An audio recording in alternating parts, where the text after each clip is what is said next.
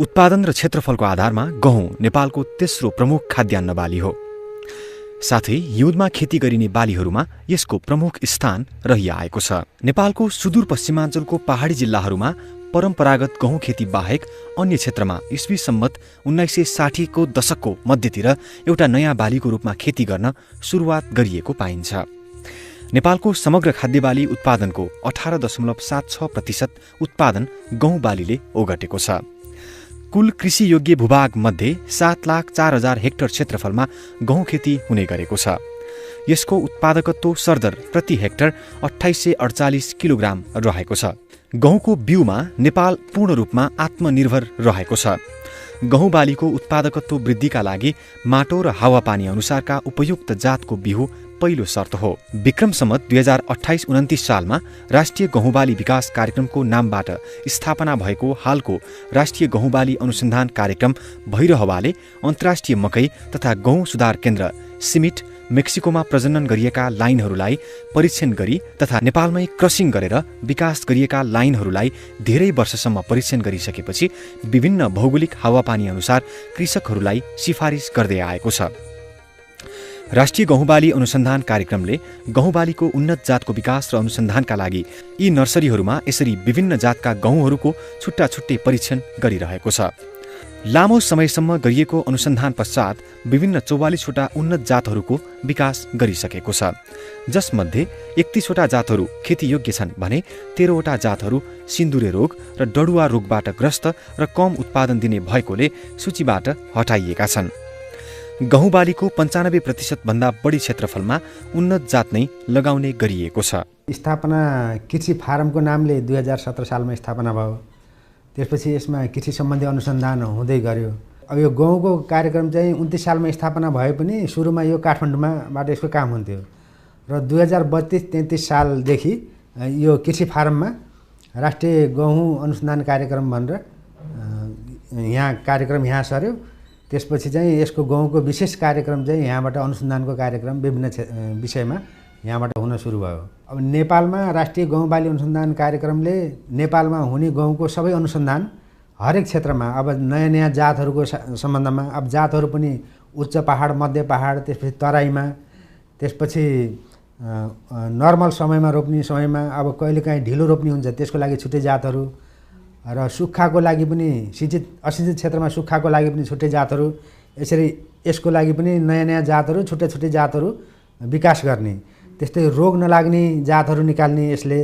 त्यसपछि गहुँमा फेरि कति मल खाद दिँदा कति सिँचाइ गर्दा फेरि बढी उत्पादन हुन्छ, कुन समयमा लगाउँदा फेरि गहुँ बढी फल्छ भनेर यो हरेक क्षेत्रमा यसले चाहिँ अनुसन्धानको कार्यक्रम सुरु गर्यो र त्यसरी नै प्रविधिहरू पनि विकास हुँदै गएका छन्। उच्च पहाडी, मध्य पहाडी, भित्री मधेस तथा तराई क्षेत्रमा हुने विभिन्न जातका गहुँको परीक्षण गरेर उत्कृष्ट लाइनहरूको छनौट गरी हावापानी अनुसार रोग प्रतिरोधी क्षमता धेरै भएका, सिँचाइ सुविधा भएका तथा नभएका स्थानमा समेत राम्रो उत्पादन हुने, बोट नढल्ने, धेरै फल्ने, ढिलो समयसम्म छ्वाली हरियो रहने, एकै समयमा पाक्ने, चुट्न सजिलो तथा बढी फल्ने जातका गहुँहरूको विकास गरिसकेको छ, जसले गर्दा गहुँ उत्पादन विगतको तुलनामा अत्यधिक वृद्धि भएको हो। सन् 1960 प्रति हेक्टर 1000 केजी उत्पादन हुने गरेको थियो भने हाल जातीय सुधारको कारणले 2019 सम्म आइपुग्दा 2848 केजी प्रति हेक्टर उत्पादन हुन पुगेको छ। गहुँ छर्ने समय। पहाडमा गहुँ छर्ने समय असोजको अन्तिम हप्तादेखि कार्तिकको अन्तिम हप्तासम्म रहेको छ। तराईमा गहुँ छर्ने उपयुक्त समय कार्तिकको अन्तिम हप्तादेखि मङ्सिरको दोस्रो हप्तासम्म रहेको छ। बिउ दर। बिउको मात्रा 120 केजी प्रति हेक्टर आवश्यक पर्दछ, तर छरुवा विधिबाट ढिलो गहुँ छर्नुपर्ने अवस्थामा तथा दानाको आकार ठूलो भए सिफारिस मात्राभन्दा 25% बढाउनुपर्छ। जस्तै बाणगङ्गा जातको गहुँको दाना ठूलो भएकोले 1000 दानाको तौल 55 देखि 60 ग्राम हुने भएकाले 150 केजी बिउ प्रति हेक्टर प्रयोग गर्नुपर्छ। मलखाद व्यवस्थापन। तराईको सिँचाइ सुविधा भएको क्षेत्रमा डिएपी 3.6 केजी, युरिया 2.2 केजी र पोटास 2.7 केजी प्रति कट्ठाका दरले गहुँ छर्ने बेलामा माटोमा मिसाउने हो भने 3.6 केजी युरिया प्रति कट्ठाका दरले पहिलो सिँचाइपछि गहुँ छरेको 20 देखि 28 दिनमा टप ड्रेस गर्नुपर्दछ। तराईको असिञ्चित क्षेत्रमा डिएपी 2.17 केजी, युरिया 3.5 केजी र पोटास 1.1 केजी प्रति कट्ठाको दरले गहुँ छर्ने बेलामा माटोमा मिसाउनु पर्दछ। राष्ट्रिय गौँबाली अनुसन्धान कार्यक्रम भइरहवाले तराई क्षेत्रमा मल खादको परीक्षण गर्दा प्रति हेक्टर क्षेत्रफलमा 6 टन गोठे मल अथवा कम्पोस्ट मल र रासायनिक मल 150:50:50 नाइट्रोजन, फस्फोरस, पोटास प्रयोग गर्दा गहुँको उत्पादन सार्थक रूपमा बढेको पाइएको छ। गहुँको चौडापाते र साँगुरो पाते झार नियन्त्रण। गहुँ खेतमा उम्रने चौडापाते झारहरूमा बेथे, कृष्णनील, कुटिल कोसा, हलहले आदि झारहरू पर्दछन् भने साँगुरो पाते झारहरूमा रगते झार, हात्तीसुडे आदि झारहरू पर्दछन्। यी झारहरू नियन्त्रण गर्न झार आउनुभन्दा अगाडि अथवा गहुँ छरेको 72 घण्टाभित्र माटोमा चिस्यान छँदै पेन्डिमिथालिम 30 EC व्यापारिक नाम स्टम्प 1 लिटर सक्रिय विष बजारमा पाइने 3.3 लिटर प्रति हेक्टरको लागि 400 देखि 500 लिटर पानीमा मिसाएर छर्नु पर्दछ। गहुँ बालीमा सिँचाइ कति पटक दिने भन्ने कुरा सिँचाइको सुविधा, माटोको किसिम र मौसममा भर पर्दछ। पानी निकासको उचित प्रबन्ध भएको बलौटे हलुका माटोमा 3 देखि 5 पटकसम्म सिँचाइ दिन सकिन्छ। पानी दिएपछि छिट्टै सुक्ने खालको जग्गा र मौसम भएमा सामान्यतया प्रत्येक 20 देखि 25 दिनमा सिँचाइ गर्न सकिन्छ। विभिन्न अध्ययन अनुसन्धानको नतिजाहरूलाई हेर्दा गहुँबाट राम्रो उत्पादन लिनको लागि मुकुट जरा अवस्था, crown root initiation stage CRI, गहुँ छरेको 20 देखि 28 दिनमा बाला निस्कने अवस्था र दुध भरिने अवस्था गरी 3 पटकसम्म सिँचाइ गर्नुपर्दछ। यसरी सिँचाइ गर्दा गहुँमा पानी जमेमा उत्पादनमा अति नै कमी हुने भएकोले गहुँ खेतमा पानीको निकासको लागि 5-6 मिटरको फरकमा सानो कुलो बनाई पानीको सिँचाइ र निकासको व्यवस्था गर्नुपर्दछ। किसानलाई चाहिँ हामी यो तराईको लागि कुरा गर्ने हो भने अब नोभेम्बरभरि लगभग चाहिँ मङ्सिरको दोस्रो तेस्रो हप्तासम्म छरिसक्नुपर्छ। त्योभन्दा ढिलो गयो भने लगभग चाहिँ 30 देखि 50 केजी प्रति हेक्टर पर दिन चाहिँ उत्पादन ह्रास हुन्छ। त्यसकारण हामीले अब किसानलाई चाहिँ छाड्दाखेरि उपयुक्त समय भनेको मङ्सिरको तेस्रो हप्तासम्म छरिसक्नुपर्छ। त्योभन्दा ढिलो चाहिँ हामीले भन्दैनौँ। अब पहाडको लागि त अलिक चाँडै राख्नुपर्छ, त्यहाँ त टेम्परेचर डाउन हुन्छ। अब असोजको लास्टदेखि कार्तिकसम्म चाहिँ छरिसक्नुपर्छ। त्यसै अब उच्च पहाडमा चाहिँ अलि चाँडै लगाउँछन्। सिँचाइ अब गहुँको उसमा के हुन्छ भने हेरी छ।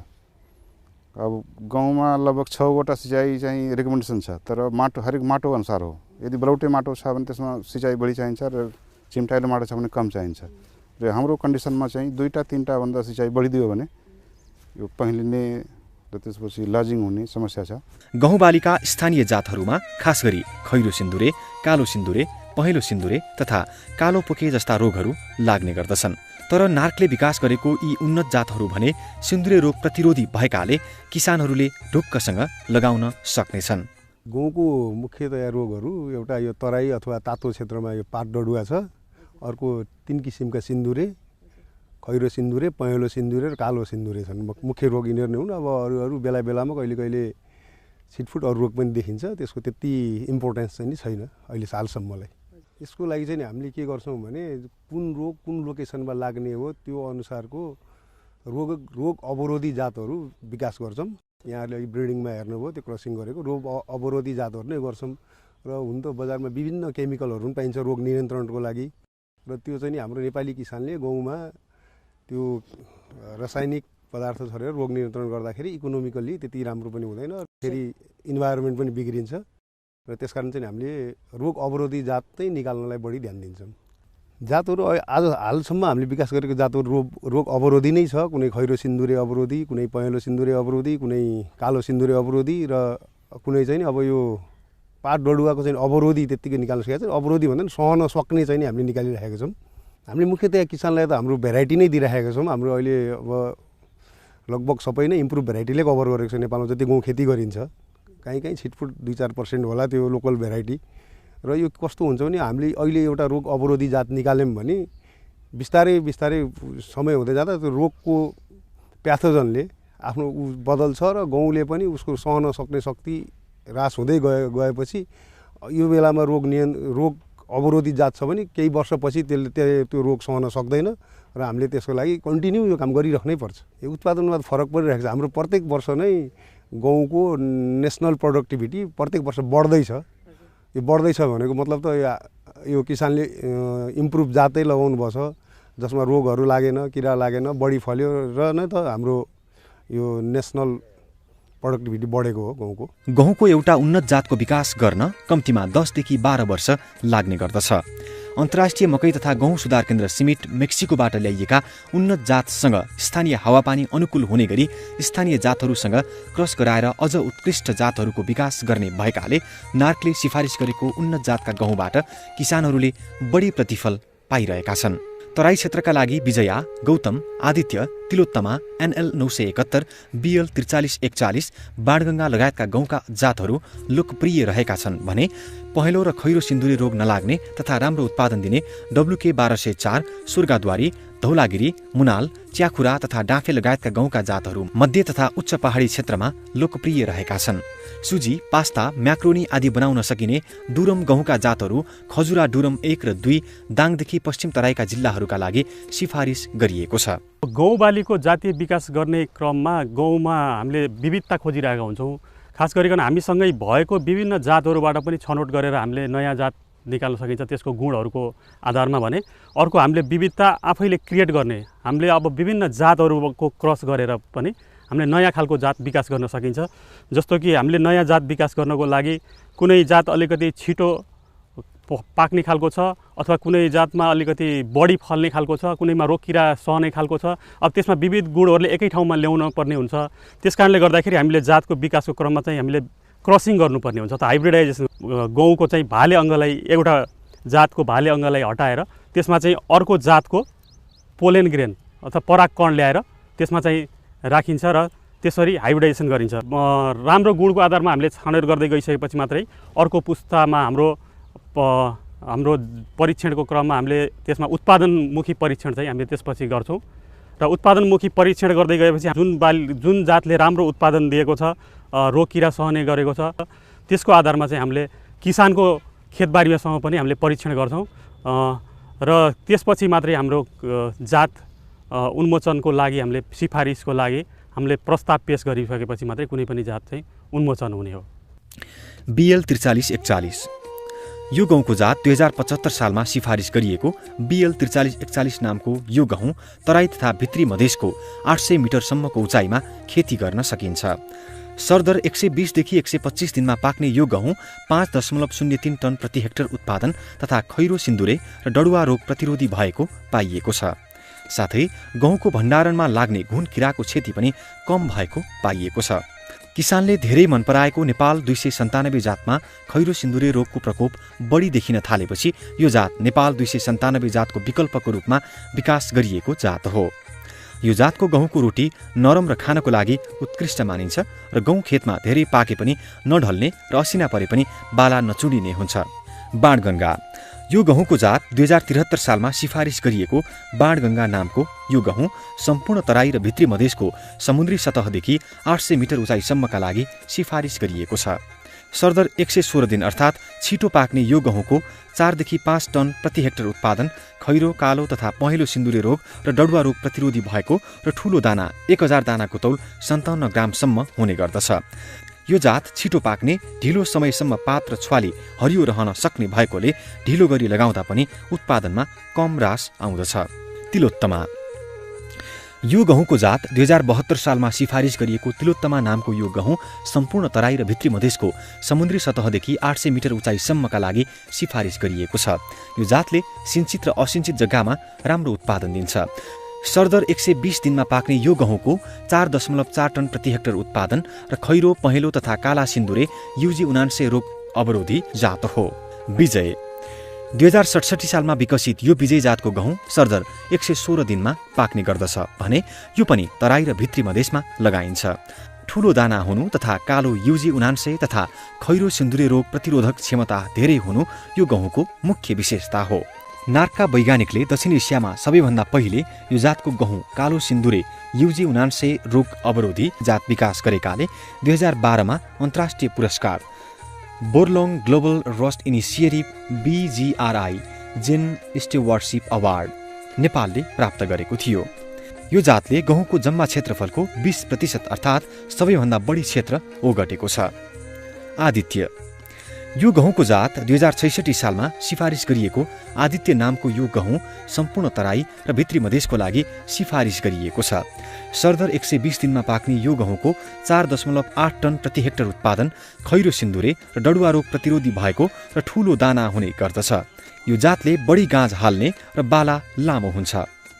NL 971 यो गहुँको जात 2066 सालमा सिफारिस गरिएको NL 971 नामको यो गहुँ नारायणी पश्चिम तराई र भित्री मधेसको लागि सिफारिस गरिएको छ। सरदर 122 दिनमा पाक्ने यो गहुँको 4.5 टन प्रति हेक्टर उत्पादन र अरू जातको तुलनामा बढी गाँज हाल्ने मुख्य विशेषता हो।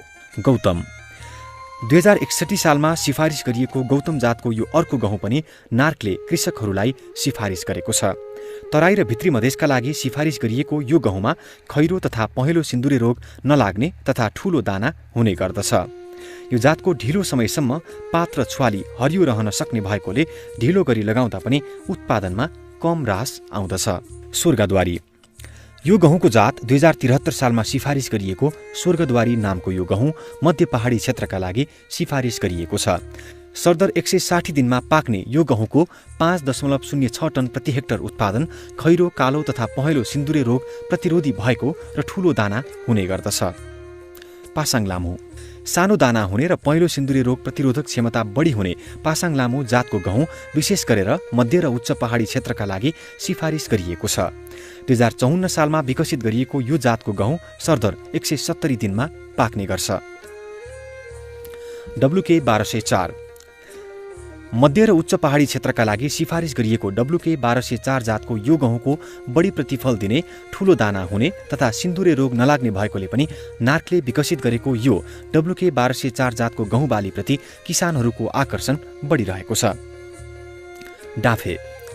डाफे नाम दिएको यो गहुँमा सिन्दुरे रोग नलाग्ने तथा मध्यम दाना हुने भएकाले किसानहरूका लागि यो उन्नत जातको गहुँ उपयुक्त हुने नार्कको भनाइ छ।